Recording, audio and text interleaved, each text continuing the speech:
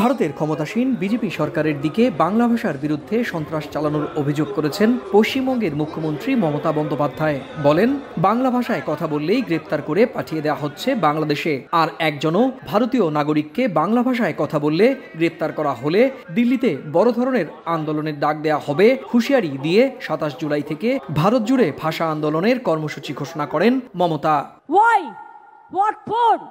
বাংলায় কথা বলা মানে বাংলাদেশি নয়। আর বাংলাদেশে কেউ হলে তোমার বিএসএফ কি করছিল?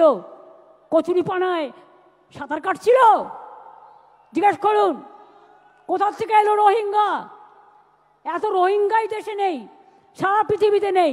বলে দিচ্ছে ১৭ লক্ষ লোকের নাম কাটতে হবে। কে তোমরা এক একজন শুনি? সোমবার কলকাতায় শহীদ স্মরণে আয়োজিত সর্ববৃহত্তম রাজনৈতিক সভায় মমতা বলেন, পশ্চিমবঙ্গে যেভাবে উন্নয়ন হয়েছে সেই উন্নয়নে ভয় পেয়েই বাংলা বিরোধী ষড়যন্ত্র করছে বিজেপি। ১৭ লাখ রোহিঙ্গা রয়েছে বলে দাবি করা হলেও সারা পৃথিবীতে ১৩ থেকে ১৪ লাখের বেশি রোহিঙ্গা নেই বলেও মন্তব্য করেন মমতা। ওরা ঠিক করবে কে বাঙালি কে বিদেশি, কে বাংলাদেশি, ওরা নিজেরা করবে।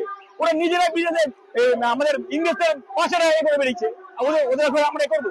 সারা দেশ জুড়ে বাঙালিদের কণ্ঠরোধ করার একটা চেষ্টা হচ্ছে, সেটা বাংলাদেশি তকমা দিয়ে বিভিন্ন জায়গায় হেনস্থা করা হচ্ছে বাঙালিদের। আমাদের কথা দিদি রেখেছে, দিদির সাথে থেকে আমরা লড়াই করতে চাই। আজকে যেসব দল এসে যারা বিভ্রান্তি করছে বিজেপি সরকার, যারা কোনোদিন মানুষকে ক্ষমতাবাজি দেখাচ্ছে কিছু দিয়ে যায় না, আজকে পশ্চিমবাংলায় জননেত্রী যে মুখ্যমন্ত্রী, ওনার যে তার জন্য আমরা খুব গর্বিত।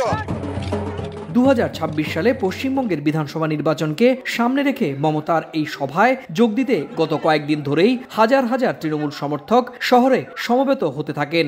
১৯৯৩ সালে বাম সরকারের বিরুদ্ধে মিছিল করতে গিয়ে পুলিশের গুলিতে ১৩ জন কংগ্রেসের সমর্থক নিহত হয়েছিলেন। এরপর থেকেই ২১ জুলাই শহীদ স্মরণ অনুষ্ঠানের আয়োজন করে আসছে তৃণমূল কংগ্রেস।